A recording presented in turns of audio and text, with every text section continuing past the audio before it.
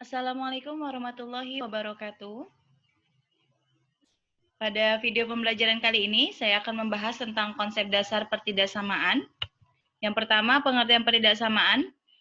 Pertidaksamaan adalah kalimat matematika terbuka, artinya kalimat matematika ini mengandung variabel, bisa variabel X, variabel Y, variabel Z, atau huruf-huruf lainnya, di mana kalimat matematika terbuka ini menggunakan tanda lebih dari, kurang dari, lebih dari atau sama dengan, kurang dari atau sama dengan.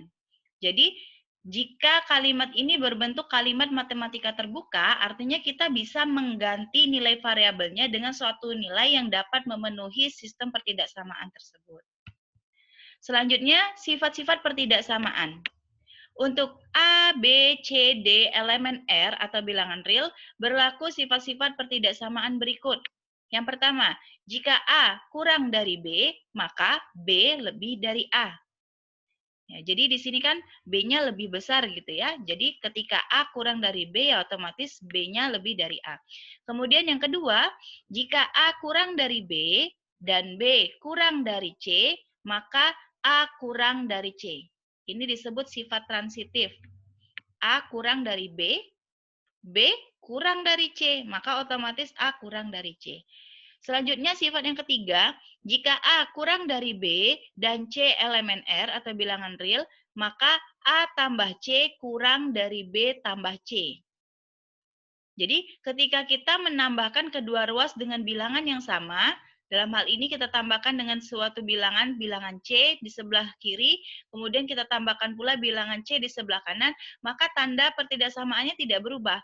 Jika di awal A kurang dari B, ketika kita tambahkan C di ruas kiri, kita tambahkan C di ruas kanan, maka tandanya tetap kurang dari. Sifat yang keempat, jika A kurang dari B dan C lebih dari 0, maka A kali C kurang dari B kali C. Nah, di sini kita mengalihkan ruas kiri dan ruas kanan dengan bilangan positif. Tahu dari mana ini bilangan positif? Nah, di sini dikatakan bahwa C-nya itu lebih dari 0. Artinya ini bilangan positif. Ketika dikalikan dengan bilangan positif, maka tanda pertidaksamaan tidak berubah. Di awal A kurang dari B. Ketika dikalikan dengan C untuk kedua ruas, maka tandanya tetap kurang dari. Yang kelima, jika A kurang dari B dan C kurang dari 0, maka A kali C lebih dari B kali C. Nah, di sini C-nya bilangan negatif karena C-nya kurang dari 0. Ketika kita kalikan dengan bilangan negatif, maka tandanya berubah. Di awal tandanya kurang dari, maka setelah dikalikan dengan bilangan negatif, maka tandanya berubah menjadi lebih dari. Oke, next. Sifat keenam, jika A kurang dari B dan C kurang dari D, maka A tambah C kurang dari B tambah D. A kurang dari B, C kurang dari D. Jadi istilahnya A-nya kecil, C-nya kecil. Ketika kecil ditambahkan dengan kecil, maka tetap kurang dari sesuatu yang besar ditambah besar gitu ya. Yang di sini tetap kecil, yang ini bertambah besar gitu. Jadi A tambah C tetap kurang dari B tambah D. Selanjutnya nomor 7, jika A per B kurang dari 0 dan B tidak sama dengan 0, maka A kali B kurang dari 0. Jadi kenapa di sini ada syarat B tidak sama dengan 0? Karena yang pertama, jika B-nya di sini 0, maka nanti hasilnya tidak terdefinisi. A per 0, suatu bilangan dibagi dengan 0. Jadi tidak ada satupun bilangan yang apabila dikalikan 0 hasilnya sama dengan A gitu ya. Hasilnya pasti 0. Nah, di sini jika B-nya sama dengan 0, maka A kali 0 hasilnya 0. Maka jika B sama dengan 0, hasilnya bukan kurang dari 0. Nah, sama dengan 0. Maka di sini diberikan syarat B-nya tidak boleh sama dengan 0. Hal serupa untuk nomor 8, jika A per B lebih dari 0 dan B tidak boleh sama dengan 0, maka A kali B lebih besar dari 0. B-nya tidak boleh sama dengan 0. Yang kesembilan, untuk semua A elemen R atau bilangan real, berlaku A kuadrat lebih dari atau sama dengan 0. Ya. Jadi ketika A-nya bernilai negatif pun, misalnya negatif 1 dikuadratkan hasilnya pasti positif 1 gitu. Jadi semua bilangan negatif pun jika dikeluarkan hasilnya pasti akan positif. Misalnya di sini 0, 0 kuadrat, hasilnya 0, maka di sini pakai tanda lebih dari atau sama dengan. Hasilnya pasti bilangan positif.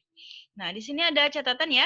Sifat 3, jika setiap ruas ditambahkan atau dikurangkan bilangan yang sama, maka tanda ketaksamaannya tetap atau tidak berubah. Tadi ya yang sifat 3 ini. Kemudian yang sifat 4 dan 5, jika setiap ruas dikali atau dibagi dengan bilangan positif yang sama, maka tanda ketaksamaan tetap. Tapi jika dikali atau dibagi dengan bilangan negatif yang sama, maka tanda ketaksamaannya berubah. Jadi nanti di contoh soal sering digunakan seperti ini ya. Selanjutnya untuk tanda ketaksamaan, lihat artikel pertidaksamaan secara umum. Nanti bisa diakses di Google ya. Oke, lanjut dulu ya. Interval bilangan. Jadi interval ini adalah jarak jarak suatu bilangan, batas seperti itu. Jadi ada 3 jenis interval. Yang pertama interval tertutup, yang kedua interval terbuka, yang ketiga interval setengah terbuka atau campuran ya. Satunya terbuka, satunya tertutup gitu. Jadi misalkan bentuknya seperti ini, X lebih dari atau sama dengan A dan kurang dari atau sama dengan B. Jadi X-nya berada di antara A dan B gitu. Jika dia menggunakan tanda sama dengan, ada tanda sama dengannya di sini, maka pada garis bilangan kita membuat bulatannya bulatan penuh. Nah, di sini bulatan penuh ya, menggunakan bulatan penuh. Gitu. Jika dia berada di antara, maka ini yang berwarna orange ini, warna orange ini, nah ini adalah daerahnya. Daerah himpunannya. Coba lihat yang ini, X lebih dari atau sama dengan A. Karena dia lebih dari, berarti dia di sebelah kanan dari A. Lingkarannya tetap lingkaran penuh, karena di sini menggunakan tanda sama dengan, tetapi daerahnya, daerah himpunannya menuju ke kanan. Jadi, mulai dari A ke kanan itu adalah daerah himpunannya. Jika X kurang dari atau sama dengan B, maka karena dia kurang dari, maka ke sebelah kiri. Ini bulatannya bulatan penuh, dia ke sebelah kiri, yang warna orange ini. Jadi sepanjang dari base kemudian ke kiri sampai tak hingga, tergantung dia elemen bilangan apa, dia merupakan anggota himpunan tersebut. Kemudian interval terbuka. Interval terbuka di sini tidak menggunakan tanda sama dengan. Jadi di sini bulatannya bulatan kosong. Jika tidak menggunakan tanda sama dengan, bulatannya bulatan kosong. Artinya, jika di sini batas X lebih dari A, dan kurang dari B, nilai A dan B tidak termasuk sebagai anggota himpunan. Beda dengan yang bulatan penuh. Kalau bulatan penuh artinya nilai pada titik tersebut masuk ke dalam anggota himpunan. Nah, gitu ya. Konsepnya sama, jika X lebih dari A, tidak ada tanda sama dengannya, maka bulatan kosong. Jadi anggota himpunannya adalah angka setelah A. Jadi A-nya tidak termasuk. Angka setelah A menuju ke kanan. Jika X kurang dari B, maka angka setelah B sebelah kiri ya, menuju ke sebelah kiri sampai tak hingga banyaknya. Kemudian interval setengah terbuka. Jadi misalnya yang sebelah kiri X lebih dari A, tapi yang sebelah kanan batasnya X kurang atau sama dengan B. Jadi yang ada tanda sama dengannya pakai lingkaran penuh, bulatan penuh, sedangkan yang tidak ada sama dengannya pakai bulatan kosong. Nah, daerahnya di tengah-tengah ini, tapi mulai dari angka setelah A sampai B. Jadi B-nya termasuk di dalamnya.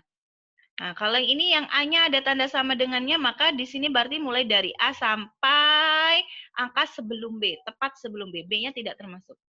Gitu ya. Oke. Selanjutnya definite. Jadi ada definite positif, ada definite negatif.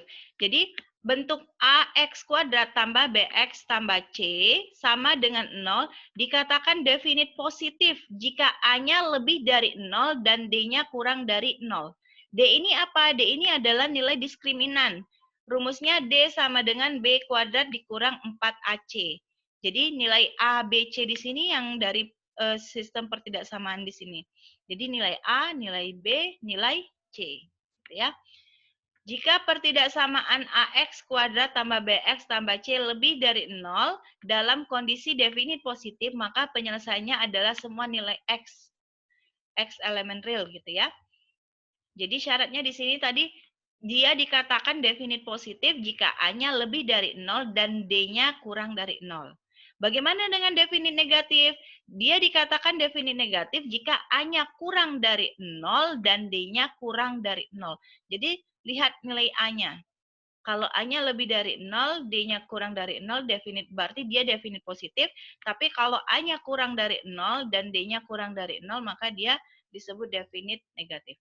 Ini berlaku untuk semua nilai X elemen R, gitu ya, elemen bilangan real. Oke, lanjut. Selanjutnya ada sifat definit. Yang pertama, untuk fx ini adalah suatu fungsi. Untuk fx definit positif dan gx sembarang, maka berlaku yang pertama, fx kali gx lebih dari 0, maka gx-nya lebih dari 0. Yang kedua, fx kali gx kurang dari 0, maka gx-nya kurang dari 0. Yang ketiga, fx per gx lebih dari 0, maka gx-nya lebih dari 0. Kemudian fx, yang keempat, fx per gx kurang dari 0, maka gx-nya kurang dari 0. Nanti kita lihat di contoh soal ya. Untuk fx definit negatif dan gx sembarang, yang pertama, fx kali gx lebih dari 0, maka gx-nya kurang dari 0. Beda ya, kalau yang positif, kalau tandanya lebih dari, dia di sini gx-nya lebih dari 0. Kalau di sini tandanya lebih dari, tapi gx-nya jadinya kurang dari 0. Kemudian yang kedua, fx kali gx kurang dari 0, maka gx lebih dari 0. Yang ketiga, fx per gx lebih dari 0, maka gx-nya kurang dari 0.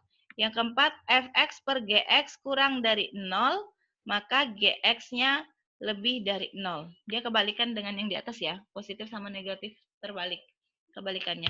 Kemudian, jenis-jenis pertidaksamaan. Jadi ada pertidaksamaan linier, ada pertidaksamaan kuadrat, ada pertidaksamaan nilai mutlak. Pada video selanjutnya akan saya bahas satu persatu, apa itu pertidaksamaan linier beserta contoh soalnya, kemudian pertidaksamaan kuadrat, dan pertidaksamaan nilai mutlak. Baik, sekian untuk video kali ini. Mudah-mudahan bermanfaat. Wassalamualaikum warahmatullahi wabarakatuh.